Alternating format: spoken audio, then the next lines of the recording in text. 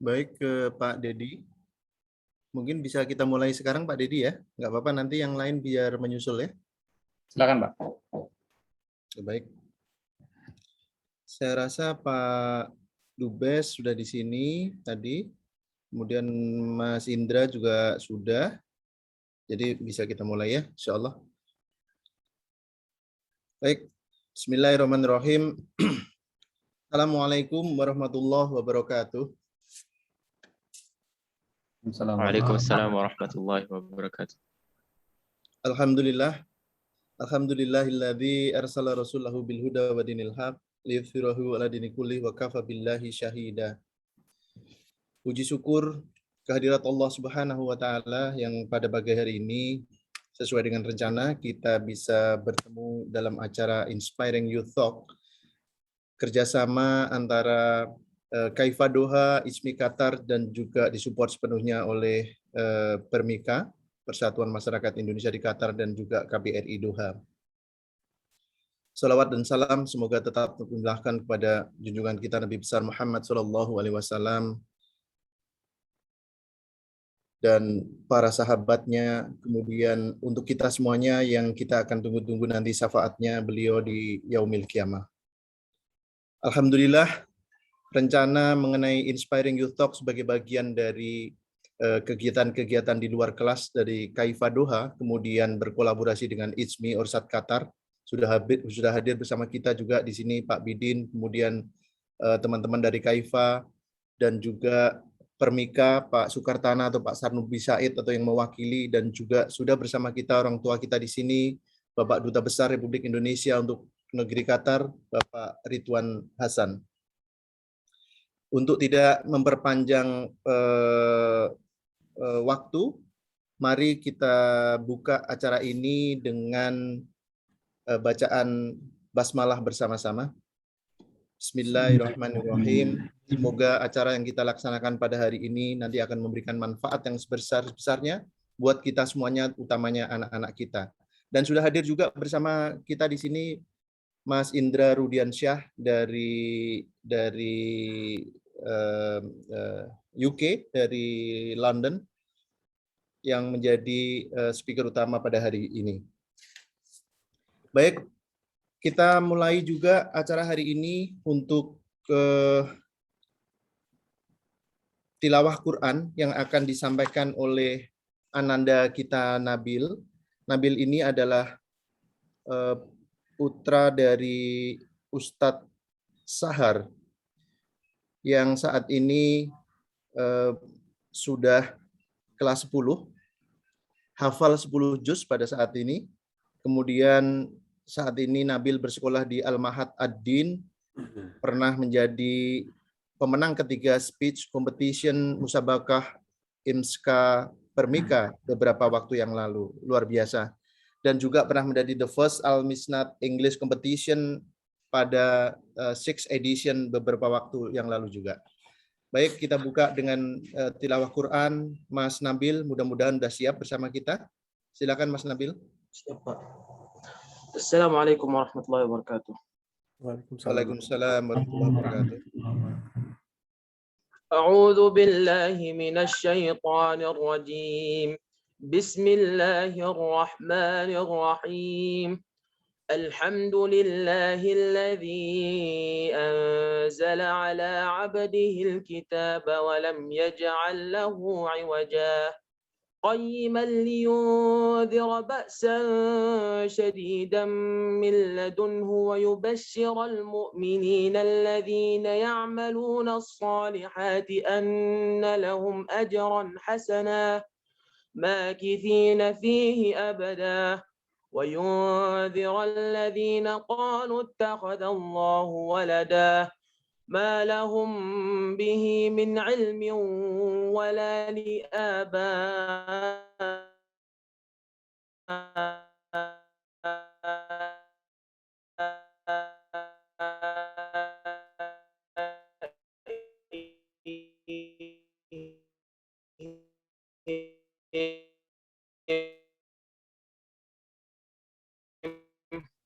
كبرت كلمة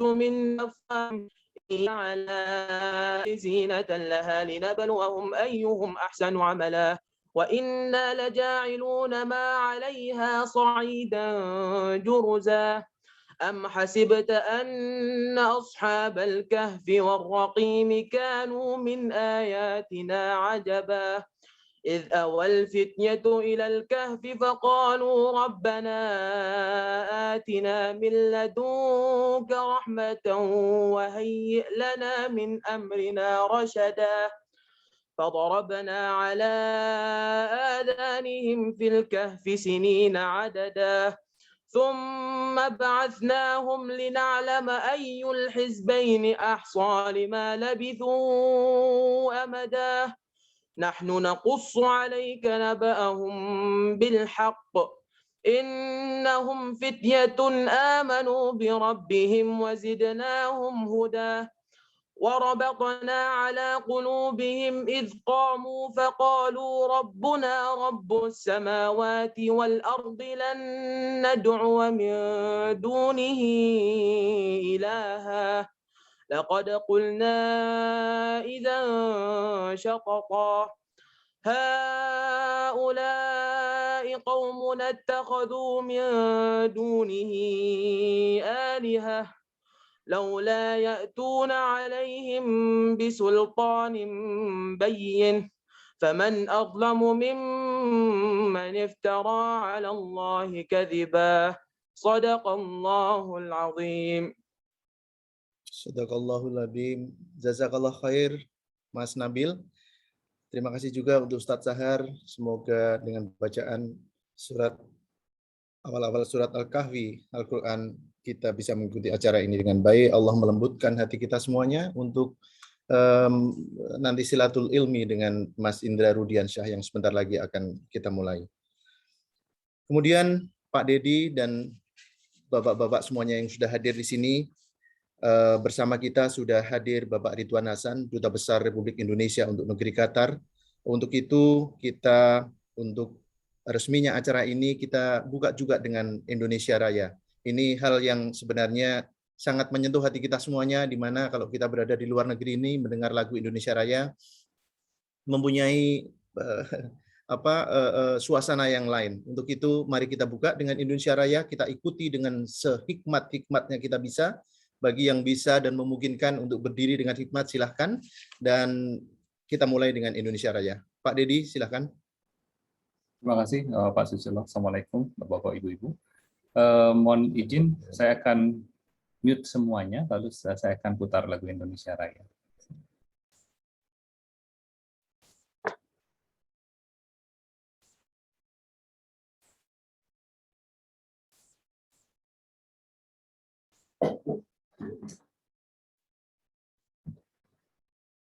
Indonesia anak air, tanah tumpah darah. Di sanalah aku berdiri, jadi mandu ibu. Indonesia kebangsaanku, bangsa yang tanah air. Marilah kita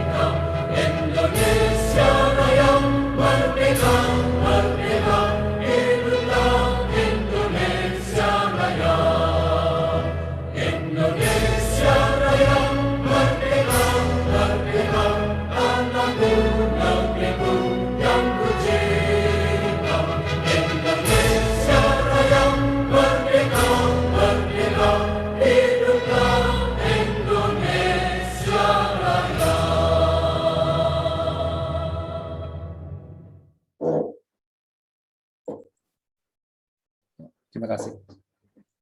Terima kasih Pak Dedi. Alhamdulillah kita akan memasuki acara inti, dan untuk itu pertama saya akan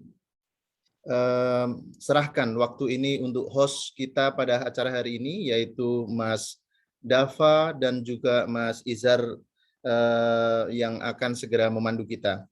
Pertama saya perkenalkan dulu Mas Dava. Nama lengkapnya Muhammad Dava Reynaro. Pada saat ini adalah putra Pak Arianto Santoso yang bekerja di Qatar Petroleum. Saat ini Mas Dava bersekolah di kelas 10 Qatar International School. Beberapa prestasi dan achievement-nya misalnya juara 1 speech competition The Seven Musabakat IMSKA Permika beberapa waktu yang lalu. Kemudian aktif participate in World Scholars Cup dan juga qualified for Global World Scholars Cup beberapa waktu yang lalu. Kemudian juga sangat aktif di taekwondo, football, bahkan diving saya lihat. Taekwondo bahkan sekarang sudah dan 2. Ini luar biasa Mas Dava. Hati-hati ya kalau ketemu Mas Dava nanti. Oke, selanjutnya Mas Muhammad Izhar Fadlur Rasyad. Saat ini juga di sekolah yang sama dengan Mas Dava, Qatar International School, kelas 12. Achievement number 1 Debater World Scholars Cup Regionals 2018, kemudian participated di Globals dan Tournament of the Champion World Scholars Cup di Yale University beberapa waktu yang lalu. Kemudian Best Debater untuk di SQ 2018, aktivitas football, debate club, World Scholars Cup, dan juga aktif membuat medical animation series di YouTube channelnya. Izhar ini adalah kebetulan putra saya sendiri, jadi anaknya Pak Susilo. Selamat datang Mas Izhar. Untuk itu saya serahkan waktunya sekarang, please. Now is your time, Mas Izhar and Dava, to manage this event. Silakan. Okay, thank you so much, Om Susilo. So we'll take it from here. Bismillahirrahmanirrahim. Assalamualaikum warahmatullahi wabarakatuh. I'd like to take this time to just briefly introduce myself and also let Dava introduce himself. So as Om Susilo said, my name is Muhammad Izhar. I am currently in year 12 in QIS, and I am currently pursuing a career in medicine. Some of my hobbies include playing football as well as playing video games. So yes, I have actually been the host of multiple events in the past, especially with the Indonesian youth in Qatar. However, I haven't been MC in a while, so if I do inevitably make a mistake or something along the lines of that, then I do apologize. So Dava, if you want to introduce yourself now. Thank you, Izhar. My name is Assalamualaikum warahmatullahi wabarakatuh. My name is Muhammad Dava Reynaro, and I am in year 10 in QIS, and I will be the other host for today. Some of my hobbies include playing football, swimming, taekwondo, and I'm really interested in computer science. And this is my first time becoming a host. So as Izhar said, if I do make any mistakes, I apologize for that. And back to you, Izhar. All right, so now that we've gone over the opening of the event, without further ado, I'd like to take you on to what is considered the main event. So the thing we've all been waiting for, which is the talk show, if you would like to call it that, where we'll be asking Ka Indra Rudiansyah a variety of questions concerning his journey in the path of microbiology and biotechnology, as well as the contributions that he's made in that respective field. So before we start asking questions, I'd like to deliver just a bit of a message about this kind of career path. So I'd like to convey the fact that one thing I've noticed throughout the COVID pandemic is really the fact that there have been so many innovations made. There have been so many revolutionary technologies that we've heard of things like the BioNTech Pfizer vaccine that has used the mRNA technology, which is completely new, by the way. However, the people behind these technologies, they're almost unheard of. So they're heroes that remain unsung. So I think the least we can do as people is to, number one, acknowledge their efforts, and also to learn their story, so that inshallah we can be inspired and we can be the best versions of ourselves. However, before that, I would like to present a couple of speeches from our distinguished speakers. So now I would like to hand the floor over to His Excellency, Ambassador Extraordinary and Plenipotentiary of the Republic of Indonesia to the State of Qatar, who is Mr. Ridwan Hassan. So Mr. Hassan, please go ahead. The floor is yours.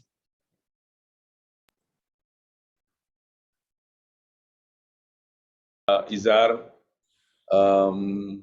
thank you very much for the opportunity given to me to share, to deliver short remarks on this very special occasion this morning. Assalamualaikum warahmatullahi wabarakatuh. Waalaikumsalam warahmatullahi wabarakatuh. Sabahul khair. Alhamdulillah rabbil alamin wassalatu wassalamu ala asyrafil anbiya'i wal mursalin wa ala alihi wa sahbihi ajma'in, amma ba'du. Yang saya hormati Bapak Susilo yang telah memandu acara ini sejak awal, Bapak Ahmad Syarnubi Fatah atau yang mewakili dari Permika, Bapak Heri Kartono yang mewakili panitia pada penyelenggara acara ini, dan tentu saja Pak Bidin Ulumuddin, Ketua ICMI Orsat Qatar. Terus tadi saya lihat juga ada Pak Dedi, tentu ada Pak Ustaz Sahar ya. Mungkin saya tidak bisa menyebutkan nama satu persatu, dan amat istimewa juga karena pada pagi hari ini kita kedatangan seorang tamu.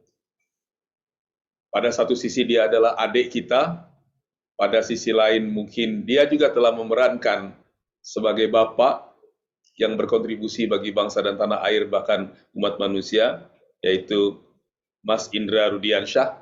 Alhamdulillah, terima kasih, syukran jazilan untuk bisa hadir di forum ini. Dan yang lebih membanggakan lagi adalah tunas-tunas muda Pak Susilo barangkali ya, yang salah satunya adalah Ananda Izar, terus tadi Ananda Helmi yang mengaji, dan kemudian Ananda Dafa ya.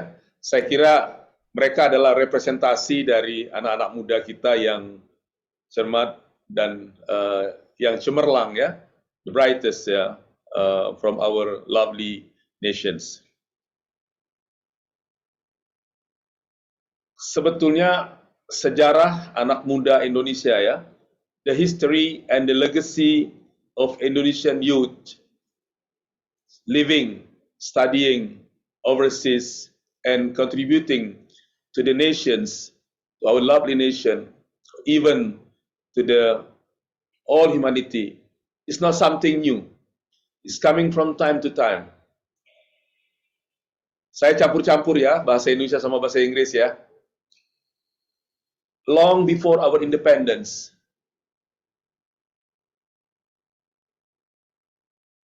the founding fathers of Indonesia, Bapak Soekarno and Bapak Hatta, among others certainly, there are some other peoples. They are youth, they are young people. They are very young at that time. And even with that, they can shape the future of a nation. And this is really very, very important. And this history and the legacy is continuously vivid in our life. One of the most famous people in this case is Bapak Burhanuddin Habibie. He's not only a scientist, but he's also a leader. So everybody can get the chance.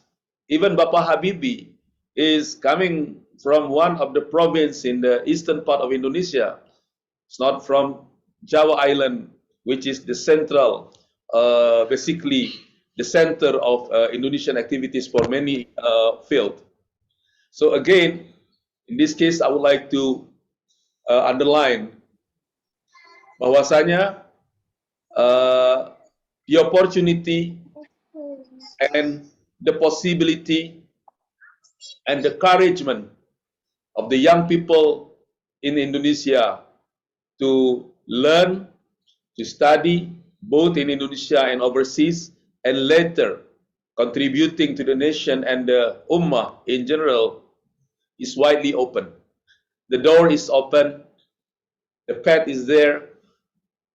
Now only the encouragement from yourself how to enter this field and doing positively and contributing in many aspects.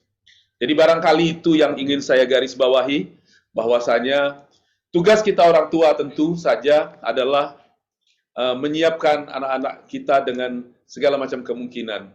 Apapun bidang studi yang dipilih, ya, whatever the field that you choose to learn, it doesn't matter. Karena tidak ada ilmu yang tidak bermanfaat, kira-kira begitu. Yang penting adalah bagaimana kita membuat diri kita bermanfaat buat orang banyak. Tentu saja, back to our home country, we still have some challenges. Our challenges is not only berkaitan dengan the current challenges, especially the pandemic, COVID-19 is a the common challenges facing by all humanity at this moment, at least during the latest 2 years. Tapi juga tentu kesempatan untuk mengalami atau mendapatkan pendidikan yang baik itu juga adalah satu tantangan. Apalagi kalau bersekolah dengan cara konvensional, tidak semua anak-anak, tidak semua warga negara kita mendapatkan kesempatan yang prima. Meskipun gradually ya, secara bertahap, kesempatan untuk memperoleh pendidikan yang baik bagi anak-anak kita terus bertambah seiring dengan kebijakan pemerintah kita yang misalnya menekankan atau melaksanakan kewajiban pendidikan dasar bagi anak-anak dan bahkan ditanggung oleh pemerintah ya. Tapi tetap saja dengan 270 juta rakyat Indonesia di mana komponen generasi muda adalah yang terbesar ya. As you might know that we have 270 million people and alhamdulillah in one side we have component of young people. One of the biggest component is young people, which is very good.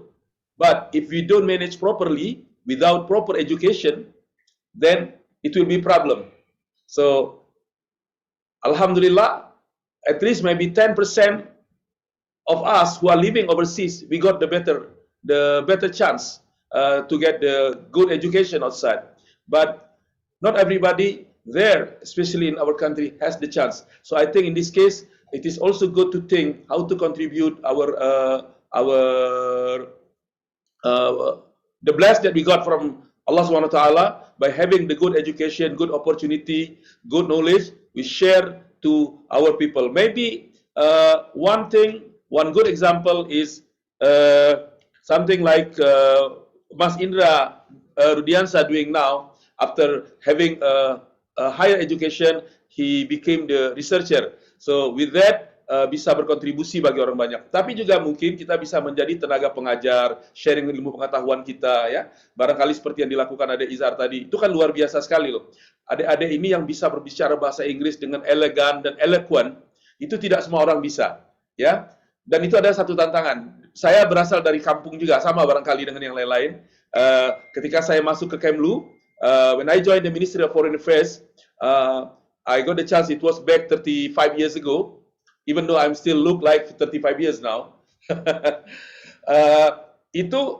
Some of my friends ya, kawan-kawan saya itu saya tawarkan, karena saya dari daerah, ayo dong ikut kita bergabung ke Kementerian Luar Negeri. Some positively respond, mereka ikut. Some others they don't respond positively karena dia bilang, aduh Pak Ridwan, Mas Ridwan, bahasa Inggris susah lah katanya. Nah ini. Jadi barangkali ya, sedikit demi sedikit nanti barangkali ada berbagai macam cara untuk berkontribusi pada berbagai macam level. Itu barangkali my message this morning to our children ya, to our young people who will become the leader for our future nations. Mungkin saya boleh kutip sedikit ya, barangkali salah satu ayat di dalam Al-Quran yang menyebutkan contoh muslim yang ideal sesuai dengan bukan ayat, barangkali hadis Nabi ya, khairun nas anfa'uhum linnas. Orang yang baik adalah yang bermanfaat buat orang banyak. Betul kan? Insya Allah mudah-mudahan contoh yang diberikan oleh Kak Indra Rudiansyah ini akan menambah lagi perbendaharaan, khasanah, kiprah-kiprah positif dan yang baik bagi anak-anak Indonesia yang menunjukkan bahwasanya anak-anak muda Indonesia dari masa ke masa, dari waktu ke waktu telah berkontribusi dengan sangat baik, baik bagi bangsanya maupun bagi orang lain di muka bumi ini. InsyaAllah mudah-mudahan pertemuan pada pagi hari ini menjadi satu pertemuan yang bermanfaat dan diridhoi Allah Subhanahu wa taala. Wabillahi taufiq wal hidayah. Wassalamualaikum warahmatullahi wabarakatuh. Waalaikumsalam warahmatullahi wabarakatuh. Thank you so much, Abi Radwan. Jazakallah khair for your beautiful speech. And I do absolutely agree with you with the fact that as most of the people in this call are youth, we should be innovative. We should work hard. We should think of ways to improve our society and as well as our ummah. Because for the young people in this call, you do have to acknowledge the fact that the reason why all of our parents have an inseparable bond from our Tanah Air, from Indonesia. However, the reason why they moved here is so that we can have better opportunities. So it's important that we use those blessings to improve, to benefit everyone. And now I'll hand it over to Dafa to introduce the next distinguished speaker. Once again, thank you very much, Mr. Just for Ridwan your info, because I'm very honored to join this event this morning, I also asked my son, Muhammad Widat, to join this session. He's among you at this time. Thank you very much. Oh, that's amazing. Thank you so much. Yeah, I am delighted that there's just so many people in this call because we do want this information to go to as many people as possible. So thank you so much. Thank you. Once again, thank you very much, Mr. Ridwan Hassan, for your beautiful speech. I hope it inspired a lot of you to become the very best version of ourselves and to overcome many challenges that will come our way, especially since we're very young. And now for the second speech of the day, I'd like to hand the floor over to Bidin. He is the chairman of Ishmi Qatar, and I'm sure most of you know him as the father of Salman Ulmuddin, who recently graduated from QIS. So Pak Bidin, please go ahead. Ya, Assalamualaikum warahmatullahi wabarakatuh. Thank you, Izhar and Pak. This is a good opportunity. Me as Ishmi, and also on behalf of the KAIFA. Assalamualaikum, terima kasih atas kesempatannya.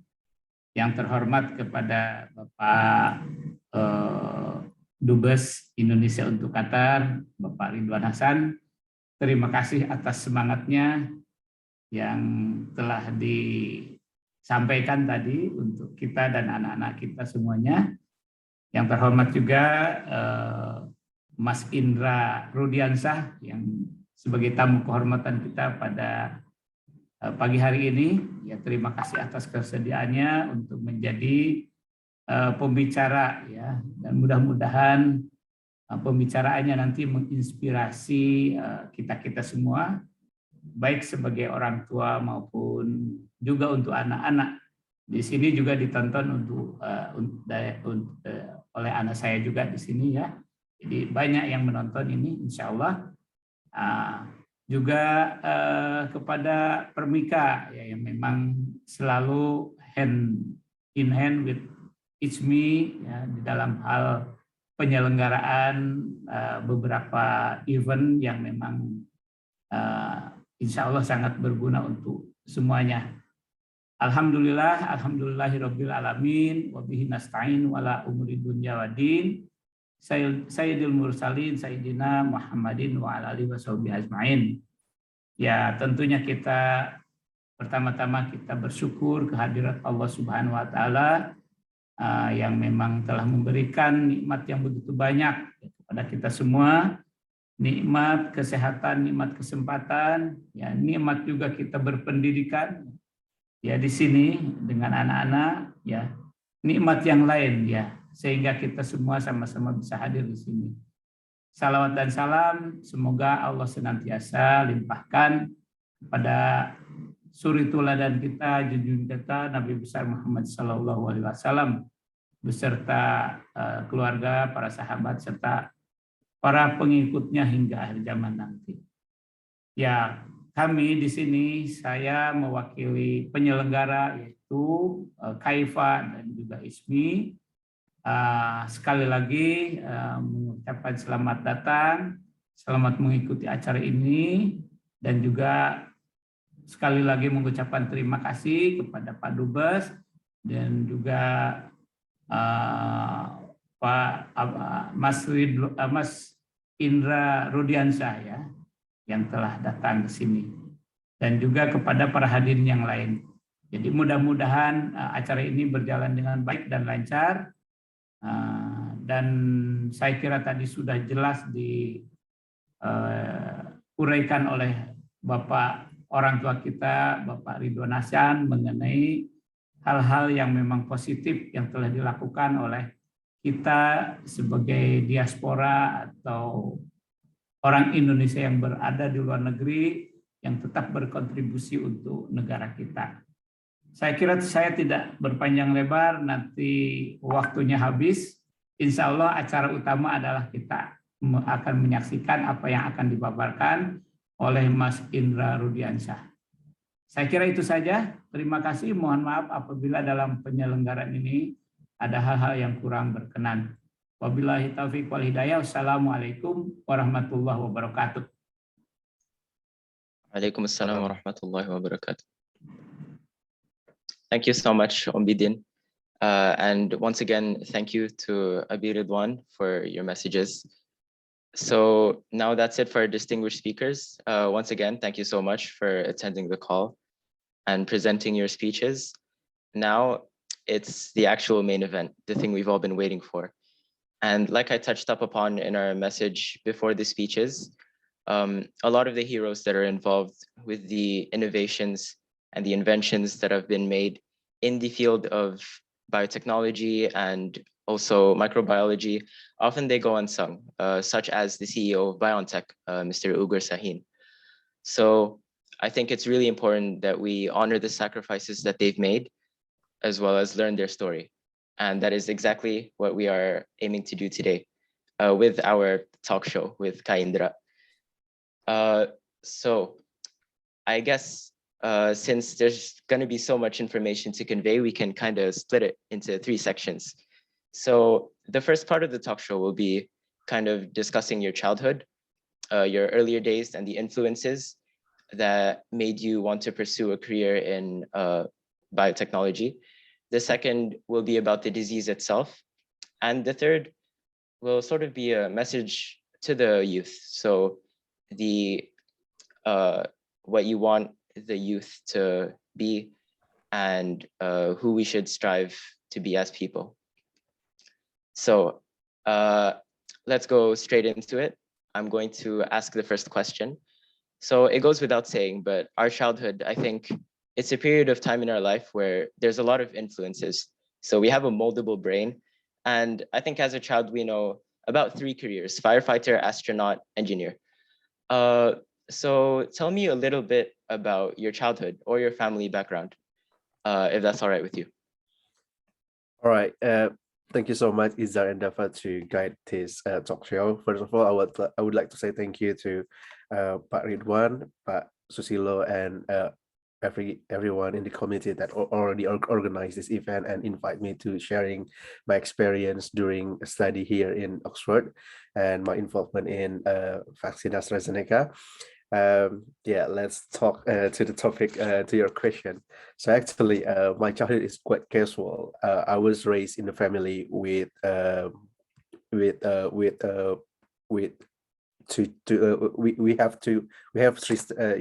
children. My dad and my mom, they are quite casual. They have my mother is an entrepreneurship, and my dad is a teacher, secondary teacher, and we don't have any special background in education. So my dad only graduated from bachelor degree. Meanwhile, my mom is only graduate from high school. So I don't expect that I will get a chance to study until the higher level as a PhD here.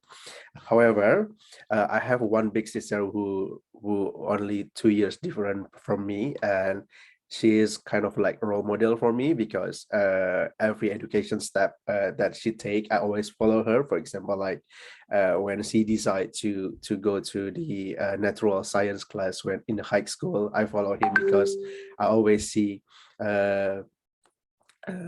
ya saya selalu suka ngikutin kakak saya karena dia salah satu role model bagi saya karena pada saat itu kondisi kedua orang tua saya tidak bisa memberikan support tambahan untuk bisa menunjang edukasi saya seperti itu karena ada keterbatasan seperti itu. Tetapi both my parents always support me to achieve what I want to be. That's why I always wanting to go to the university at the time.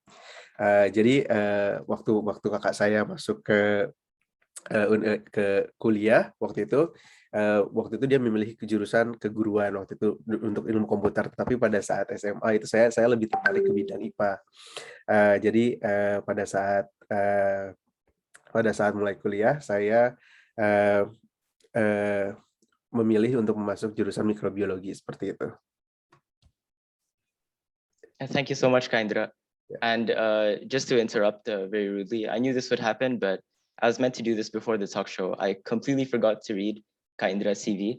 So I will just touch very briefly upon that to give you an idea of his career and the things he's been involved in. Right. So Kak Indra is a PhD candidate.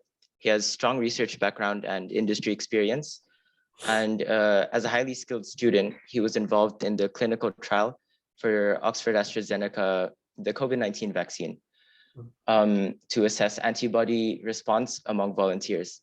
And essentially, what that means is ensuring that the vaccine has its intended purpose so that it does what it's meant to do, ensuring that it's safe for use.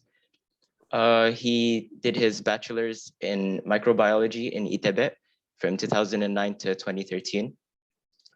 He did his master's in biotechnology, also in ITB. And currently, he's a PhD candidate in Jenner Institute in the Nuffield Department of Clinical Medicine in Oxford. So yeah, now that that's done, Dafa, if you don't mind asking the next question. Thank you very much, Izhar and Mas Indra. Yeah. And Mas Indra, as you said before, you didn't really come from a very special background and didn't really think you would go on to achieve everything and, you know, to study abroad in Oxford. So of course you had to work really hard in high school. And as many of us who are watching this talk show are in high school right now, could you tell us more about your high school life, what kind of student you were, what subjects you enjoyed, and yeah. All right. So I think the biggest influence in the high school is when I studied biology. There is one teacher that introduced me to vaccine world. So I was in the first year of my high school. Then this teacher believed in me to join me in the team to go to the competition about vaccines. And from that time, I start to learning what is vaccines and how vaccines to be made. So that's why I always interested about vaccines. In high school, I always have a high curiosity about something, especially something related to biology, because if we see our textbook, there is a lot of pictures in biology that very interesting, like human system, animal, plants, or microorganism, which is very cool. So I always try to to look the picture beyond what I should read. For example, like when I was first year, I always read like second year or third year book just for the looking the pictures basically, and start building curiosity like, oh, what is bacteria? What's the difference between bacteria and fungi? What is blah blah blah blah. So yeah, I always having big curiosity about that until this teacher introduced me to the vaccines world. So yeah, there is a lot of influence from my teacher and from my friends as well, so that's why I really love in science. It's really interesting, and thank you very much for sharing that. And I'd like to hand it over to Izhar for the next question. Yeah, I agree with Kaindra actually, because like I said, when you're in your childhood or adolescent days, it's a very versatile period of time in your life because you have a moldable brain. So a lot of these influences I can actually relate to, because growing up, I would watch so much YouTube videos from channels like Kurzgesagt, which basically explained all things to do with biology, and I was just absolutely hooked. Yep. So this did kind of touch up upon our next question, which are some of the influences on your childhood. So I guess I'll change that a little bit. I want to ask a little bit about what kind of student you were throughout high school. So obviously a career in STEM or any kind of thing to do with medicine or nursing, whatever it could be, it does require a lot of work. It's not a career that you can just like wing. So I wanted to ask, what kind of student were you? So probably if there is a word that can describe me, I'm kind of student that love to getting active. So when I was in junior or higher school, I see a lot of type of organization and try to involve in at least one of them. I was very active in Scout during junior high school and become a chief of student organization. We call it OSIS in Indonesia. So yeah, when I really try to get active in terms of like extracurricular or something that really can support my academic as well. For example, like join science Olympiad, Olympiad science, because it means I will be have extra learning out of my study time. Then my teacher will provide me with extra learning material as well. So yeah, I love getting active. So that's why I always try to find a lot of information that can make me always feel busy. But also I don't forget to have fun. I always go to movie with my friends, and ya kadang suka jalan-jalan juga ke mall dengan teman-teman atau bersosialisasi kayaknya. Jadi semacam ada balance antara your life in school and also your life in outside your schools.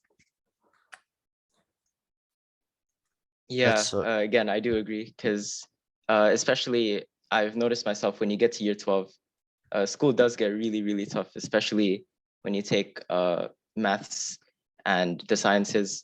And I think for everyone in this call, it's really important, despite how busy you are, for the sake of your health, it's important to take breaks and relieve yourself of stress. Because we have to remember, stress isn't healthy. So I'd like to hand it over to Dafa. Yeah, I also agree with what you said about having a balanced life. You know, it's okay to go out every once in a while as long as you're focusing on your studies too. Yeah. And moving on to the next question. As we know, before you studied in the University of Oxford, you studied in the Institute of Technology Bandung, right? Yeah.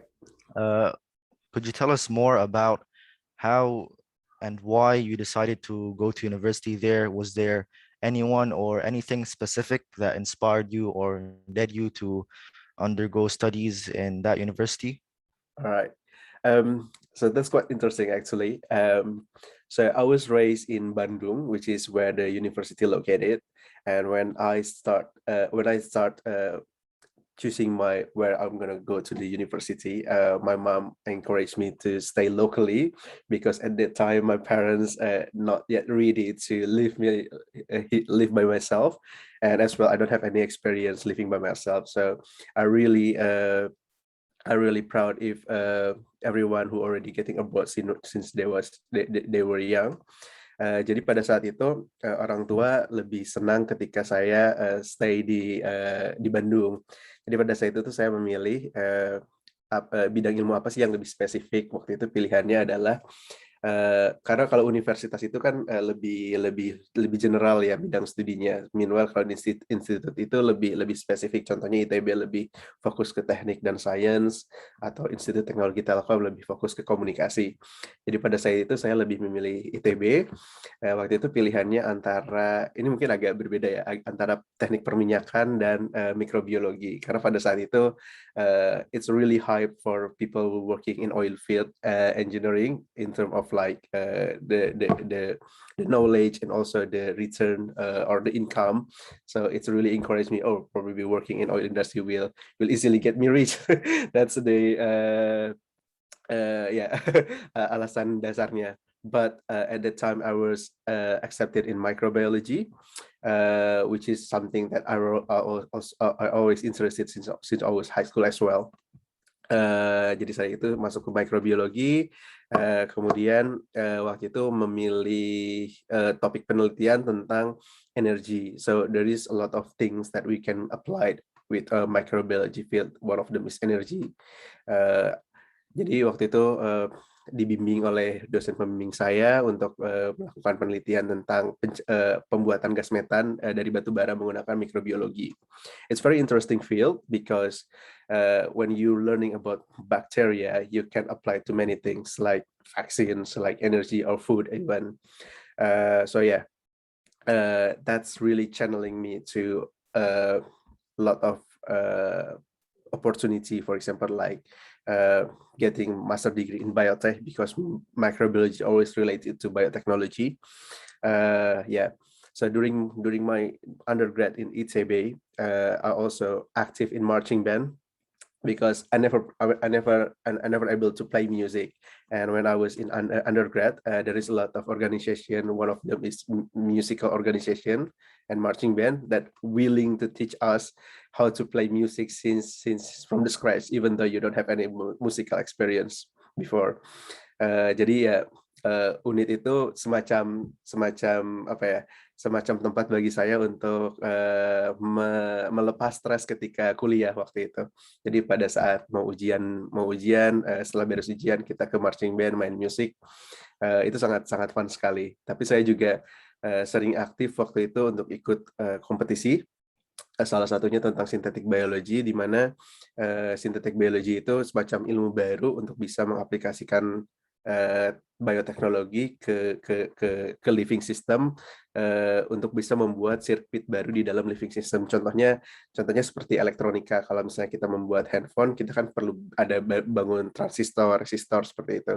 Nah, ternyata di living system juga kita bisa membuat semacam sirkuit tertentu sehingga suatu living organism itu bisa mempunyai apa ya, semacam fungsi baru seperti itu. Dan itu waktu itu saya diajak oleh kakak senior saya. Jadi yes, there is another influence from my senior that they introduced me to synthetic biology, and we are learning together, we do a competition together, and wow, that's something new for me. So yeah. Thank you very much for sharing that. I'm sure many people here are also very passionate about biology and other sciences too, and you're really inspiring them to be passionate and work hard to achieve their goals in the field that they would like to. And I'd like to hand it over to Izhar. Yeah, I thought that was actually really cool because working in the field of energy/oil, I thought it was completely different to something like microbiology, but I didn't know that they were actually related, that they could be interchangeable almost. So after moving on, we're going to be doing the second part of the talk show, which is going to talk a little bit more about the achievements that you've made throughout your life. So you did touch upon this just a little bit in the previous question, but we want to hear about some of the achievements, some of the things, some of the progressions you've made throughout your time in ITB and also Oxford. So please talk to us a little bit about that. Yeah. So talking about achievement, saya selalu berpikir kalau achievement itu is only a bonus. There is more important than achievement itself, which is it's a learning process. Jadi pada saat di ITB, tadi saya sudah bilang sebelumnya, saya diajak oleh senior saya untuk mengikuti kompetisi synthetic biology. Sebenarnya tujuan utama saya ikut kompetisi itu karena saya ingin belajar baru tentang bidang ilmu synthetic biology. Dan akhirnya kita pergi ke Hong Kong untuk ikut kompetisi, dan alhamdulillah kita mendapatkan silver award untuk kompetisi atas proyek kita seperti itu. But the most important is learning how to make circuit for synthetic biology at that time. Kemudian juga achievement lainnya mungkin beasiswa ya. Beasiswa itu I get a lot scholarship during my undergrad, for example, like from Jarum Foundation or even from ITB itself. But it's kind of a bonus for me because in Jarum Foundation there is a lot of learning process that we can develop a leadership in there, or also we can develop our love to nation. Jadi memang banyak sekali training di beasiswa Jarum tersebut di luar beasiswa yang diberikan dalam bentuk finansial seperti itu. So yeah. So I always thought that achievement is kind of a bonus for me, but yeah, that's it. Yeah, I think a lot of us in this call that are applying to university soon, we are looking for scholarships and financial aid as well. So inshallah, we can follow in your footsteps. We can work hard to attain those scholarships, I mean. Yeah. So yeah, Dafa, please ask the next Thank you very question. much, Masindra and Dizhar. So this next question is really interesting to me, and I'm sure it would be very interesting to everyone else. So as everyone knows, COVID-19 came to Qatar, I believe, like March 2020. And ever since then, there were many rumors about vaccines and whether or not a vaccine would come in a few months, a few years, and how long the vaccine would last. And everyone knows about the AstraZeneca vaccine. And you were involved in creating the vaccine, I believe. So could you tell us more about how you joined the AstraZeneca team, and tell us more about the vaccine itself and the future of it? Okay, thank you Dava for the question. Mungkin saya cerita dulu dari background awal di sini ya. Jadi pada saat itu saya setelah lulus master di ITB, saya kerja di Bio Farma di Indonesia. Itu perusahaan vaksin milik negara, jadi BUMN. Waktu itu saya masuk ke divisi Research and Development. Jadi di sana banyak pengembangan vaksin. Setelah 4 tahun bekerja, saya tertarik untuk sepertinya saya ingin melanjutkan studi di bidang vaksin untuk S3 dan mengambil topik yang berbeda. Waktu itu saya kerja di Bio Farma itu lebih ke arah bagaimana kita bisa memproduksi vaksin yang sudah terbukti bisa bermanfaat bagi manusia, tapi hanya bisa diproduksi dalam skala lab, bagaimana cara memproduksinya dalam skala pabrik. Jadi kita melakukan optimasi proses dan sebagainya.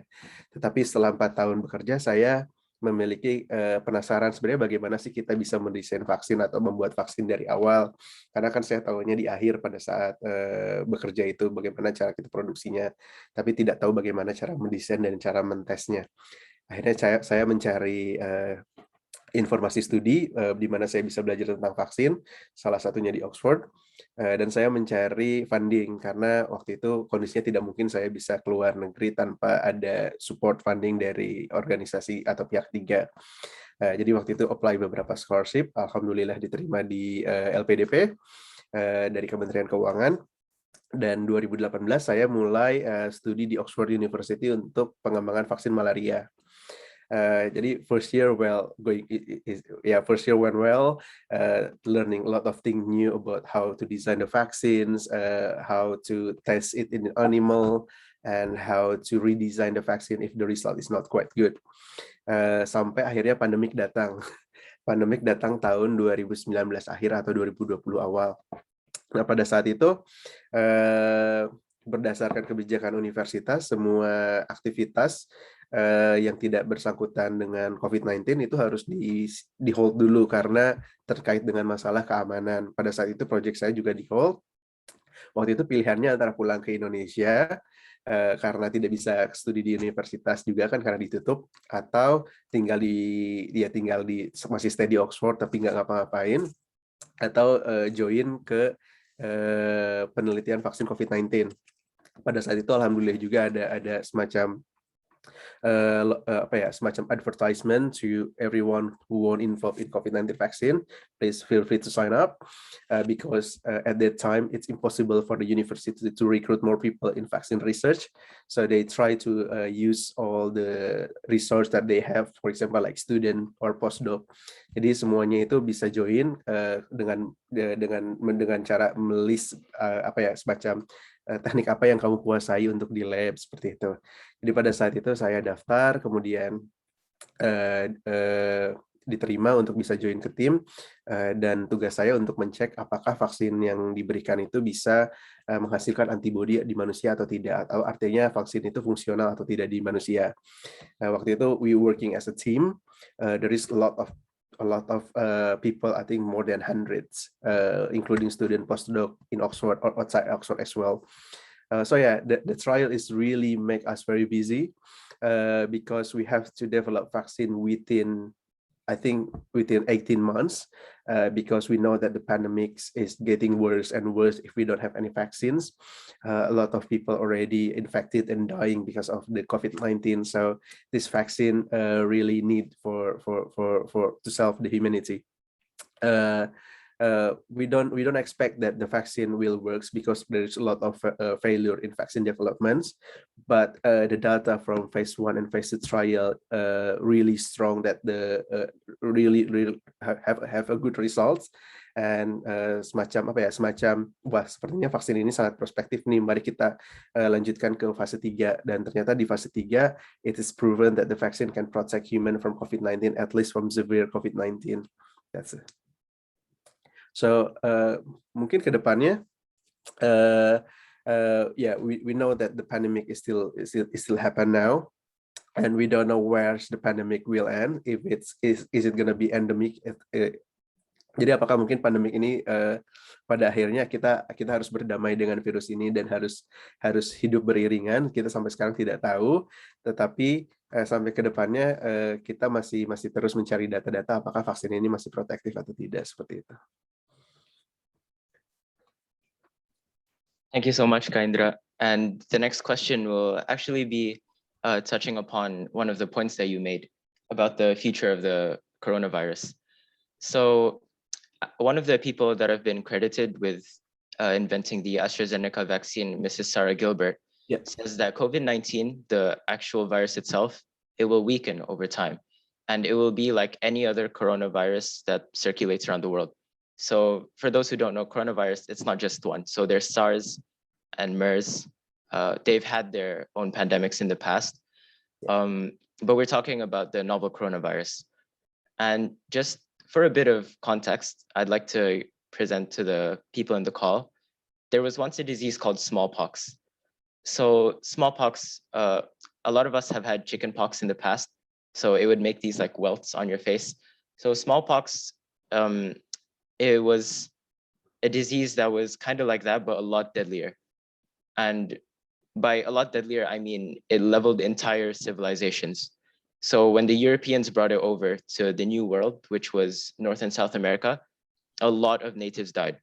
So it killed hundreds of millions of people. But one thing that's really interesting that I find, and I almost can't believe it, it's that smallpox, it doesn't exist today. Yeah. So we eradicated smallpox a while ago. Yeah. And that was through extensive research in the field of vaccines, and it can be credited to scientists and biologists such as Edward Jenner and people like that. But smallpox isn't a thing anymore. Now, I want to compare this to the the coronavirus. So I want to know what you think about what coronavirus will be like in the future. Is it going to be like any common cold? So like the flu that is affecting a lot of people today? Do you think we can eradicate it completely, like smallpox? Or do you think this pandemic is going to continue for a while? All right, that's a very good question, Izar. So yes, that's very true. Like we don't have any smallpox anymore in this world. Smallpox has been eradicated, and the other disease that can be eradicated as well, probably polio, because polio is very restricted to humans, so there is no factor like mosquitoes or insect that can transmit the virus. So the prospect to eradicate the virus is quite feasible, and we are getting there. Talking about COVID-19, yes, COVID-19 is one of the virus from coronavirus family, and at least there is 7 coronavirus that can infect human. 4 of them cause common cold, and 3 of them cause massive massive pandemic. Massive outbreak or pandemic like SARS-CoV-1, MERS in Arabian Peninsula, or now COVID-19. So talking about COVID-19, this virus is quite smart because in order to spread widely and transmit to other people quite often, the virus has to maintain between the damage and the ability for virus to spread between one person to the others. And this virus, I think, is very smart because they can transmit easily to people, but inside the people itself, it's vary. So some people can get very mild infection, some people can be very severe. So the symptom is quite broad. It means the virus can maintain the balance, so they can survive inside the human and transmit and give a chance to the virus more to spread widely. Jadi istilahnya gimana ya, virus itu tuh untuk bisa survive mereka kan butuh inang ya. Nah, si inangnya ini kalau misalnya inangnya ini mati, si virusnya juga bakal mati. Tapi si coronavirus ini bisa menjaga si inang ini agar tetap hidup sehingga dia bisa memperbanyak diri dan bisa menyebar lebih banyak dan menginfeksi orang-orang tanpa harus membunuh inangnya sendiri. So that's why we have a mild infection. It's completely different with SARS-CoV-1, di mana SARS-CoV-1 itu tingkat mortalitasnya sangat tinggi, atau mungkin MERS, di mana 70% orang yang terinfeksi itu banyak yang meninggal, seperti itu. So if the people died because of the infection, it means the virus will have a less chance to spread. But this virus is very smart. So and also always mutate, always having mutation every time, which means it will adapt to the human itself. So that's why a lot of scientists now think that probably we can't eradicate the virus itself, but the virus will become endemic in a certain area that has a less coverage of vaccination. Karena maksudnya vaksinasi kan akan membentuk immunity sehingga si virus ini tidak bisa menyebabkan penyakit seperti itu. Tapi ada beberapa area yang mungkin coverage vaksinasinya itu cukup rendah, atau mungkin pada saat sebelumnya jumlah kasus di area tersebut cukup rendah sehingga immunity yang terbangun itu cukup rendah juga, sehingga itu akan menjadi endemik di area-area tersebut. But it's still the theory. We need the data from the field as well. So that's why the research about COVID-19 still very massive today.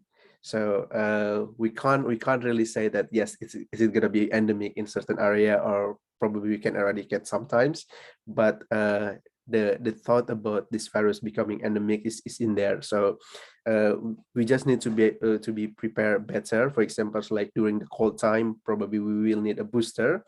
For example, like in the UK now, we are going to face the winter in December, so that's why the government already start to giving a booster to at least to the most vulnerable people, like the elderly, people with immunocompromised immunity, or people who working in the front line, like healthcare worker or something like that.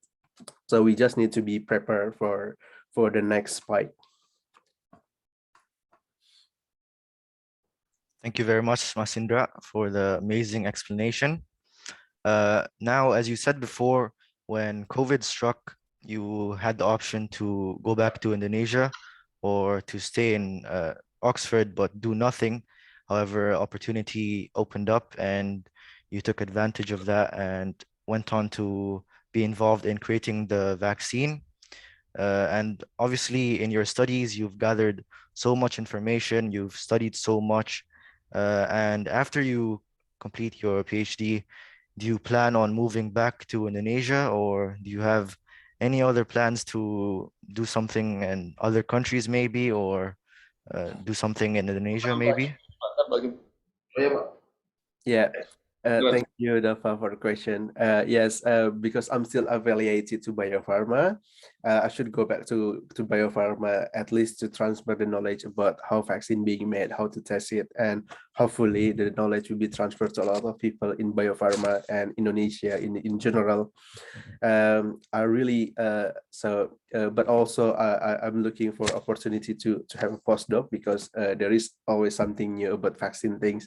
So probably at some point I will do postdoc to do more research about vaccines. But for the short time period, I will planning to go back to Indonesia and transfer the knowledge during my PhD. And I hope a lot of young generation will also get inspired by this talk show, because to go back to Indonesia and contribute to the country as well. However, contribution to Indonesia can be done everywhere. For example, like there is a lot of diaspora in outside Indonesia that also contribute to Indonesia from where they are live. So I think in this, how to say it, in this era when the technology is make our life easier. For example, like we have Zoom call now. Kontribusi ke negara itu mungkin bisa dilakukan dimanapun, tapi ya seperti itu. That's very inspiring. Oh, okay. Assalamualaikum. Mr. Hassan. Waalaikumsalam warahmatullahi wabarakatuh. Salam, Pak. Jazakallah khair, Pak Dubes. Terima kasih. Pak Buat. Terima kasih, Pak Dubes. Yeah, as I was saying, Kaindra, that's actually really inspiring and actually a prime example of what Pak Dubes talked about in his speech, gaining higher education abroad and then using that opportunity to benefit the people back home. Yeah. And I think that's something that we should all strive to work towards. And now we've reached the final part of our talk show, where we're going to talk more about the future of the youth. And we want to ask for a couple of messages that you have for us teens. Yeah. So to start off, since this is quite a big question, feel free to answer this in Indonesian, but I would like to ask, what do us youth and us teens need to focus on for the future? So really, like, I want you to explain the mindset we should have, and also like how we should dream big and things like that. So yeah, go ahead. Okay, thank you, Izar, for the question. Probably based on experience, I want to share that probably youth generation should have semacam visi untuk learn how to learn, karena there will be always update in technology, in science, or in knowledge, dan salah satu cara untuk kita bisa mencapai itu ya terus belajar dan terus meningkatkan rasa keingintahuan, karena dengan begitu kita bisa terus catching up dengan apa yang ada di dunia ini, seperti itu. Dan tujuannya utamanya adalah untuk bisa mengaplikasikan pengetahuan itu untuk kebaikan seluruh umat manusia kan tentunya. Selain itu, untuk cara mencapai ke sana juga tentunya kita harus read more, karena membaca itu salah satu proses transfer informasi ya, transfer informasi. We can read any news, we can read paper, we can read books, but the main point is we gather the information and use that information as a model to do something, as model to have an action. Jadi kita kita semacam apa ya, semacam kita akan melakukan aksi tapi tanpa informasi yang cukup memadai, aksi itu akan menjadi omong kosong kan, seperti itu. Jadi we have to act based on data, and as well for your generation as well, even though the technology now can make us getting information from any different research and make us will be very how to say it, Jadi kita semacam apa ya? Saya melihat sih generasi sekarang itu sangat-sangat pintar. Generasi muda yang sekarang itu sangat-sangat banyak sekali generasi muda yang paham akan banyak hal. Misalnya anak SMA sudah mulai bisa programming atau anak SMA sudah bisa melakukan tadi research science. But the most important is our balance with emotional things. Jadi kita juga harus bisa meningkatkan tenggang rasa kita, so we have to menghormati orang tua seperti itu, atau considerate to others people, so our intelligence can be balanced with our emotional intelligence as well. So that's the most important for the young generation, I guess. Thank you very much, Mas Indra. That was really inspiring, and what you said about books, why we should read books, is really inspiring, because there's a quote: the more that you read, the more things you will know, the more that you learn, the more places you'll go.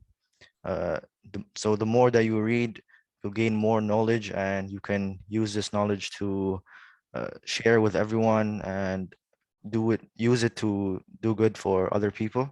Yeah. And just a quick reminder for everyone, there will be a Kahoot after our Q&A. So I hope everyone is paying attention and remember everything Mas Indra has said, because there will be a prize for the Kahoot. So stay tuned for that. And last but not least, Mas Indra, could you give us a closing statement? Any last messages you have, closing remarks for everyone? Yeah. For us, I would like to say thank you for everyone in this event, and I hope this talks can inspire your generation to learn more and to learn more and have an action and contribute to our society. And also, I hope this talk will inspire us to achieve whatever you want. Karena betul tadi kata Pak Ridwan, bahwa sebenarnya tidak ada ilmu yang tidak bermanfaat. Jadi pada saat sekarang itu mungkin sangat bisa semua ilmu itu sangat bisa diaplikasikan, baik itu science, engineering, ataupun bahkan art. Karena pada dasarnya tadi semua ilmu itu bermanfaat seperti itu. So pursue whatever you want, whatever dream that you have. And I hope that can be beneficial to other peoples as well. Thank you. Thank you so much, Kak Indra.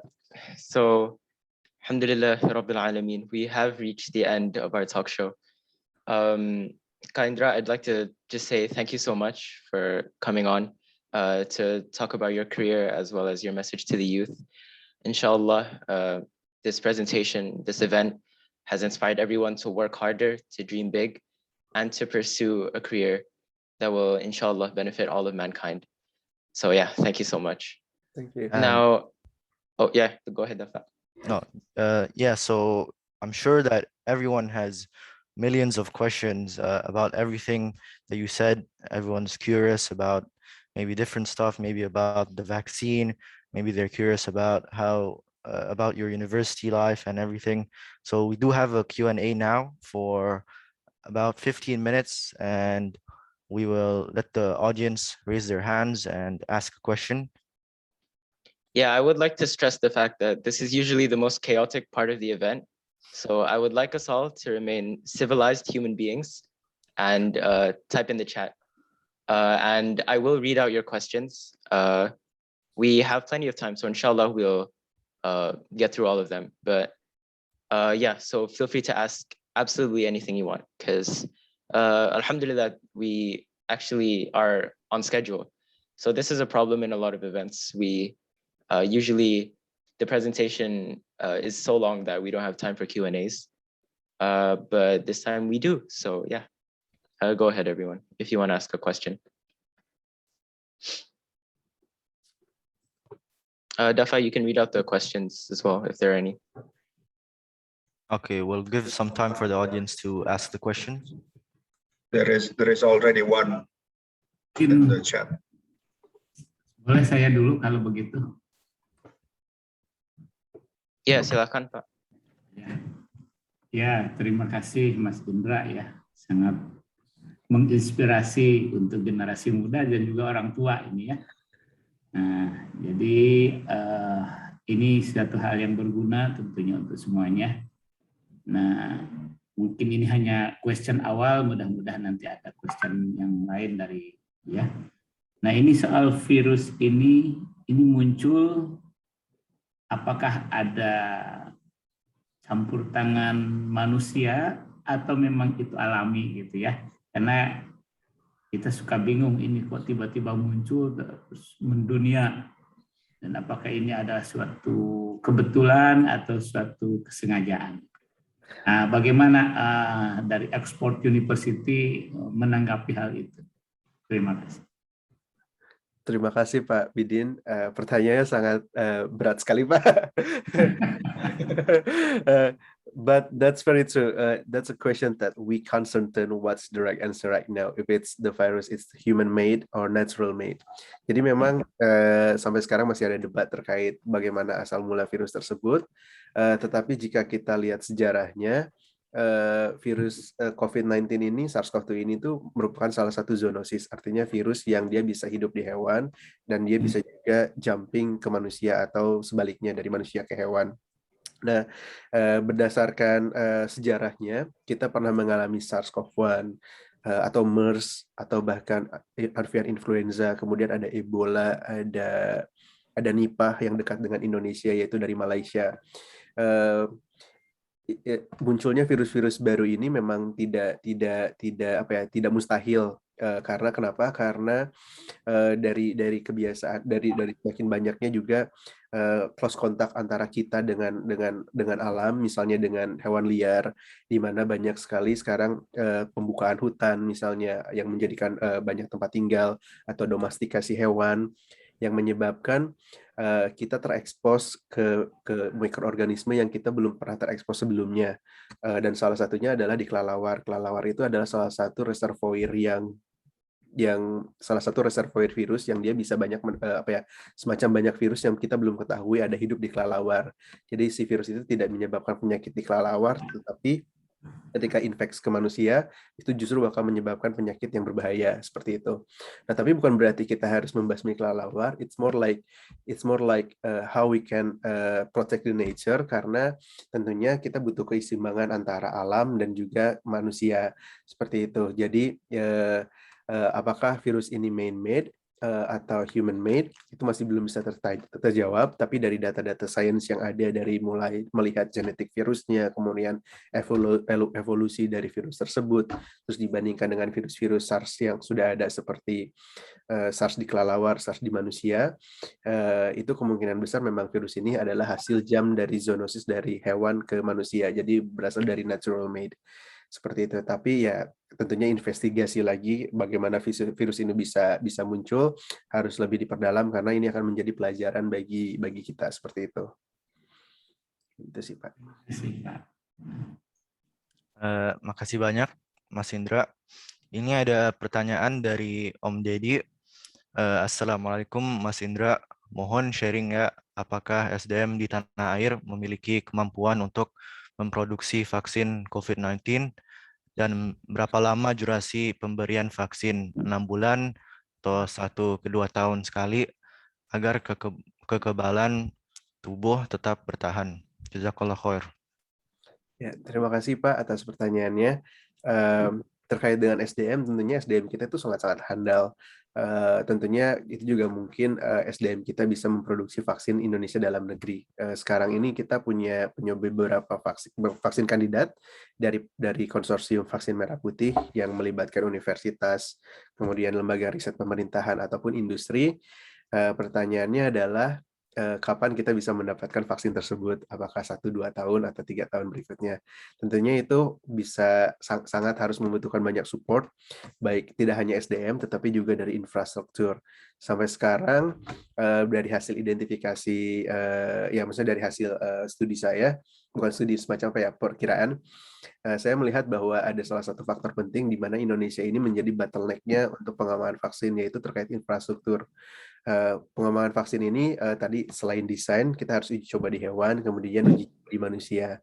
Nah, untuk bisa menghasilkan vaksin yang bisa diuji coba di manusia, kita membutuhkan fasilitas GMP, yaitu fasilitas produksi skala ketat dengan tingkat requirement yang ketat, untuk bisa menghasilkan vaksin dengan kualitas bisa digunakan untuk manusia. Jadi kita tidak bisa produksi vaksin di lab biasa, tetapi harus di fasilitas GMP. Nah, fasilitas ini sangat minim sekali di Indonesia, dan saya rasa mungkin cuma ada di Bio Farma untuk bisa memproduksi vaksin dalam skala besar. Minimal Bio Farma sendiri itu punya kapasitas tertentu sehingga tidak bisa mengcover semua kandidat vaksin untuk bisa diproduksi nanti dan diuji coba ke manusia. Jadi kita tidak tahu apakah kandidat vaksin ini yang vaksin merah putih itu kembangkan itu akan bekerja atau tidak, karena selama ini kita belum pernah mencoba untuk mentesnya di manusia seperti itu. Jadi mungkin selain SDM-nya sendiri, tentunya kita juga memerlukan infrastruktur. Tapi dari segi kualitas SDM, saya yakin kualitas SDM kita sangat mumpuni seperti itu. Nah, terkait dengan berapa lama durabilitas dari vaksin ini, longitudinal study masih terus berlanjut, tetapi jika melihat jika korelasinya antara vaksin tersebut dengan pembentukan antibodi dan menetrasi antibodi, mungkin jika melihat strategi pemerintah di UK sekarang, kita mungkin memerlukan booster setiap tahunnya, karena mungkin kita tinggal di daerah Northern Hemisphere, di mana pada saat musim dingin, selain ada common cold, influenza, dan kita juga dikhawatirkan ada COVID-19 ini. Jadi mungkin setiap tahun mungkin kita memerlukan booster. Tapi itu sebenarnya sangat spesifik terhadap negara tertentu. Jadi case by case itu harus dievaluasi lagi seperti itu strateginya. Terima kasih, Pak. Right. Jazakallah khair, Kak Indra. I'd like to say I did mention before we had plenty of time for a Q&A, but we expected this since so many people are curious. I'm not sure that we'll be able to make it through all the questions. I will do my best, however, to ask the questions in order. So if we don't end up answering all the questions, then inshallah you'll have some other opportunity to ask it. But now I would like to ask this question from Ali Murtado. Mas Indra, apa yang paling berkesan dan terkenang dari cara orang tua Mas Indra mendidik Mas Indra sehingga bisa menjadi seperti sekarang? Terima kasih banyak, Pak, pertanyaannya. Yang paling berkesan mungkin orang tua saya selalu pertama memberikan kesempatan untuk saya bisa mengeksplor apa yang saya mau as long as it's within the norm. Misalnya saya ingin tertarik dengan video game misalnya. Ya udah explore sendiri dengan video game. Mungkin anak saya punya bakat untuk bisa develop game, karena game itu salah satu industri yang cukup signifikan juga. Atau mungkin terkait dengan sekarang have to study abroad karena terkait dengan bidang vaksin, dan orang tua saya juga akhirnya memberikan izin untuk saya bisa studi keluar seperti itu, dan mungkin akan bermanfaat. Tapi mungkin yang paling penting adalah they always giving their base, even though there is a limitation. For example, like in education, I know that their education background is not strong, but they always try to give any support. For examples, like introduce me to someone that can teach me something new or something like that. So we know that our parents is not perfect, but for us, our parents is always perfect. Yeah, thank you.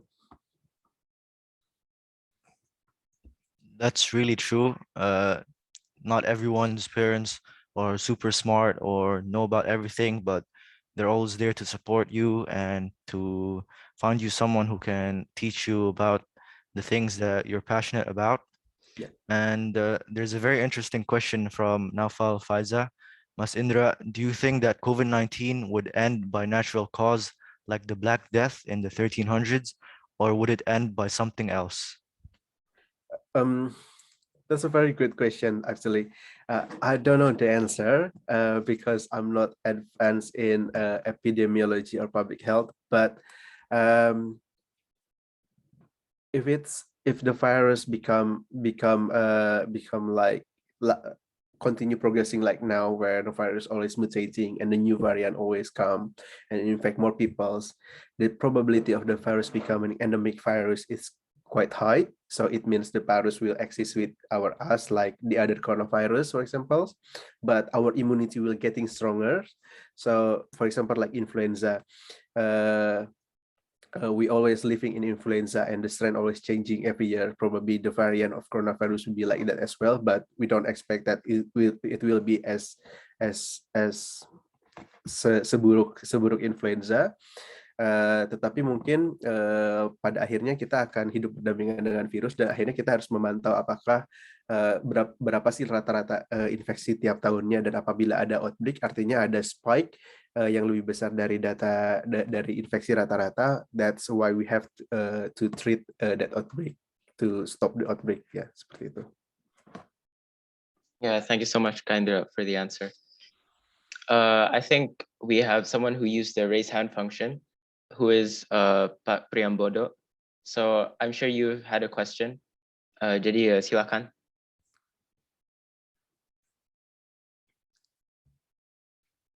Pak, I think you need to unmute. Jadi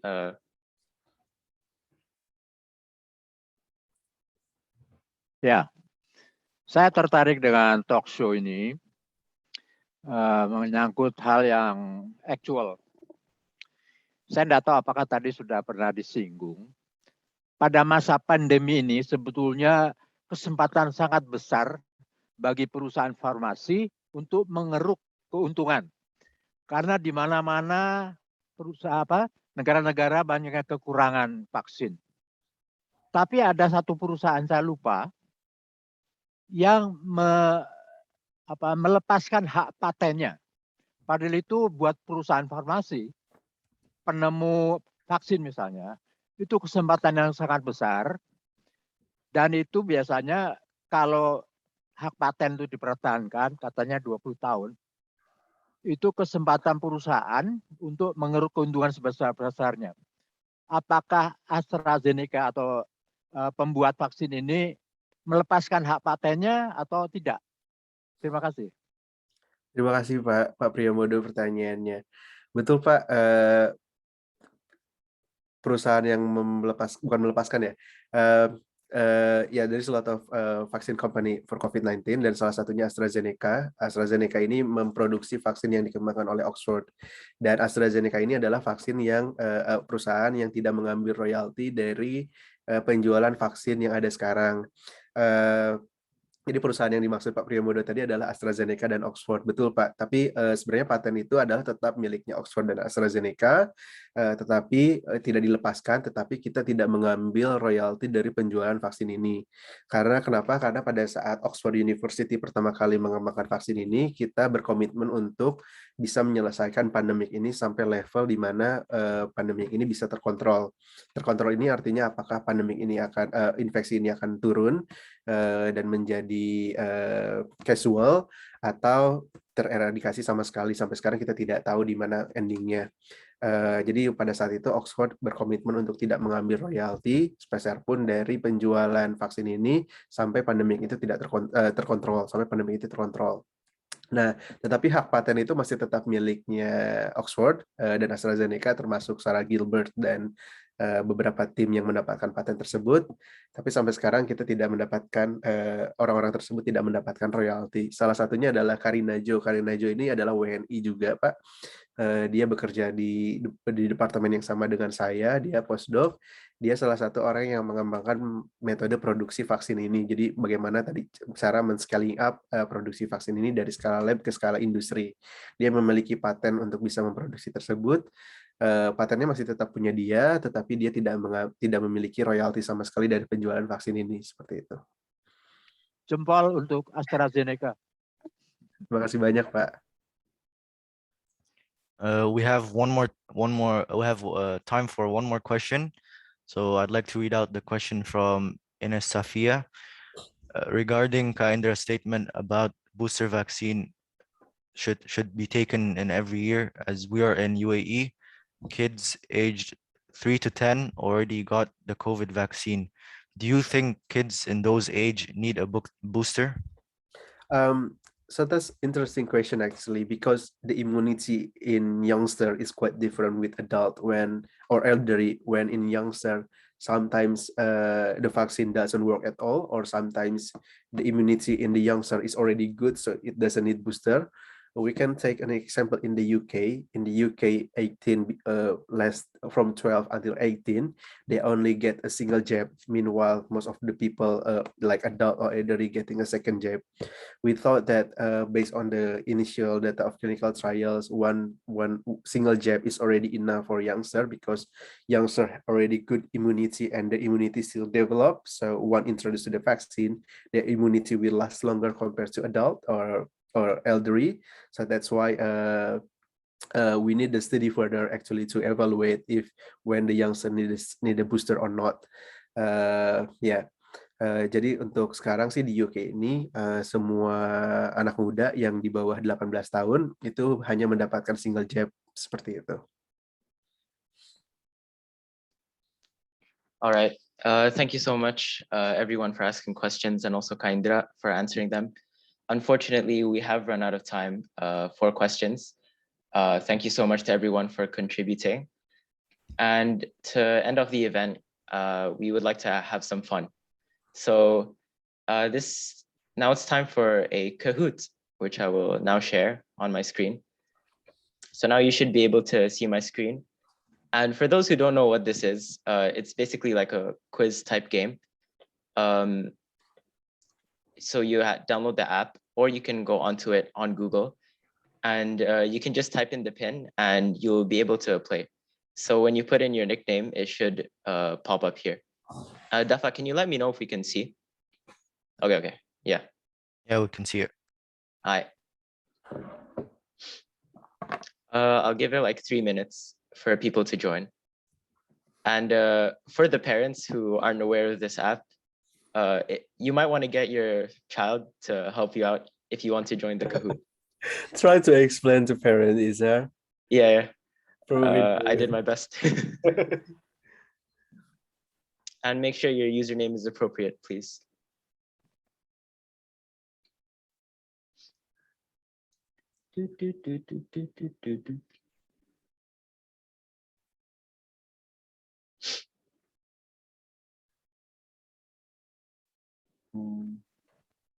All right, I'll give it 1 more minute and then we'll start.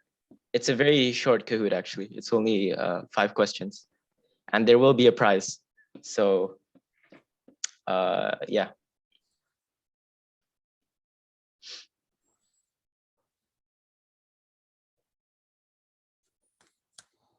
I'll wait till it gets to 40 people, I think, and then I'll start. It's filling up very quickly.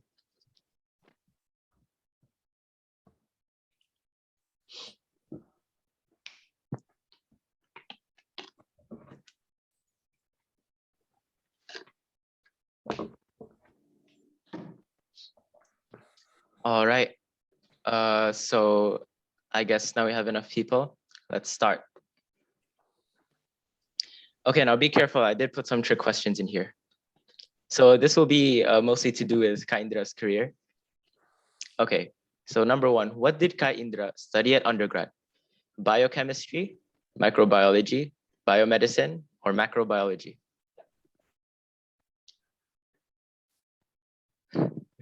All right, 35 answers, 37. All right, that's good news. Most people got that correct. So yes, it is microbiology, not macrobiology. I made that up. Let's check the scoreboard. So congratulations, Sophia. You're currently first. Next question. All right, Kak Indra worked on a project for an oral vaccine. For which disease was this vaccine? Is it polio? Is it typhoid, hepatitis, or COVID-19? Remember what I said, actually. I can see the answers going up really fast. I put some trick questions.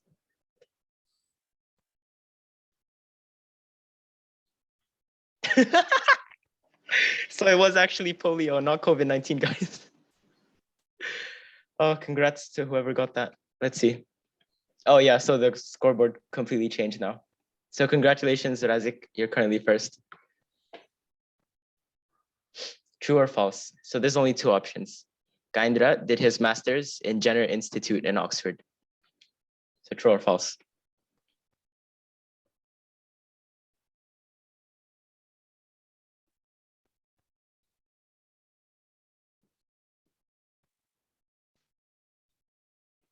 Yeah, so it's actually false. He's currently a PhD candidate in Jenner Institute, Oxford. You did your master's in ITB, if I'm not mistaken, right? That's true. Yeah, I did Yeah. my master in ITB. Yep. Okay, Razik, you're on fire. You must have listened really well. So congrats. Question 4 or 5. For which pharmaceutical company did Ka Indra help carry out the clinical trials for? Is it AstraZeneca, Pfizer, Google, or AstraZeneca? This should be easy, come on.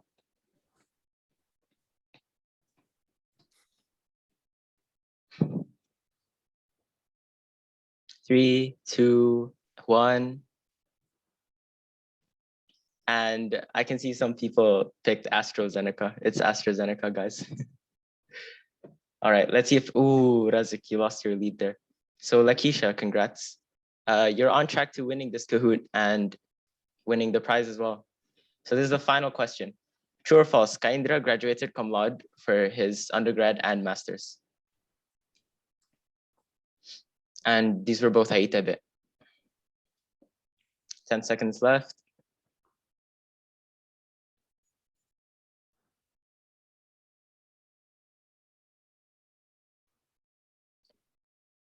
And that is time. So it was true. That's very admirable, Ka Indra. Inshallah, we can graduate cum laude as well in whatever field we're studying. Okay. Third place, we have Detri. Congrats. Sophia in second place. And the winner of the Kahoot, the person who listened most throughout this event, Kaka. So congratulations to all the leaders of this Kahoot. Thank you so much for playing, guys. Let me just stop sharing my screen now. So that is officially the end of the event. I would like to once again thank everyone for joining this webinar.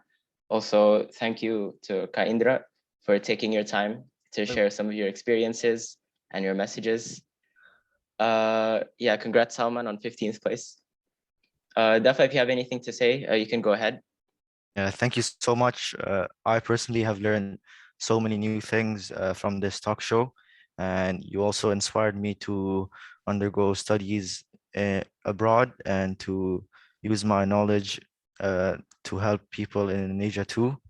I would like to hand it over to Susilo to give a closing.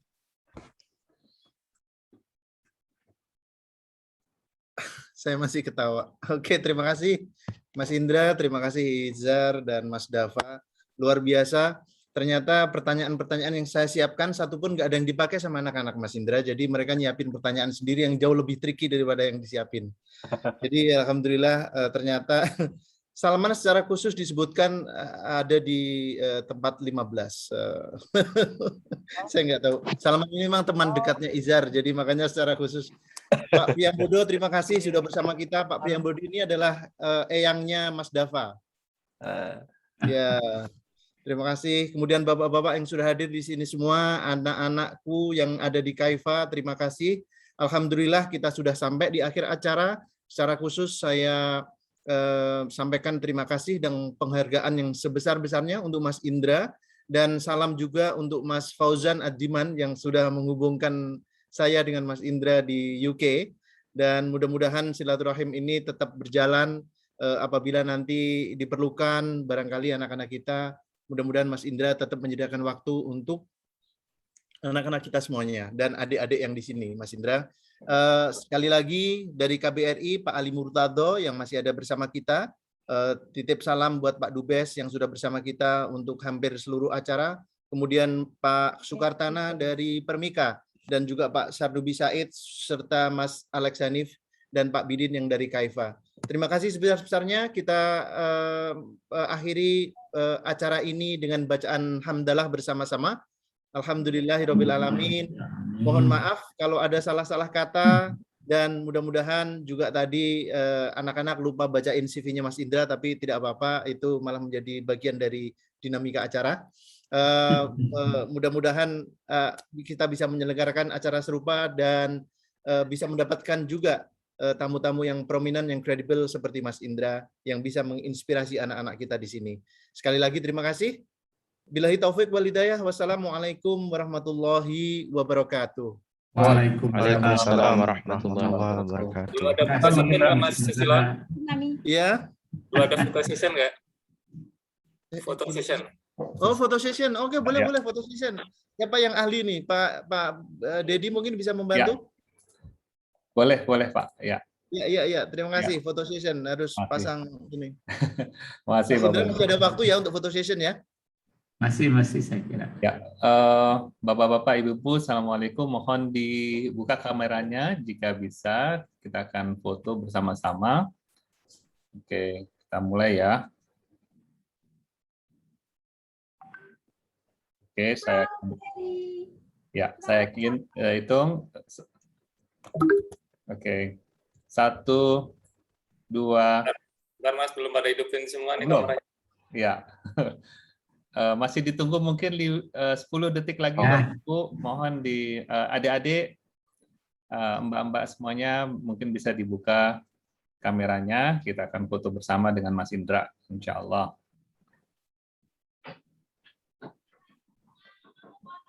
Sama Bapak. Oke, siap ya.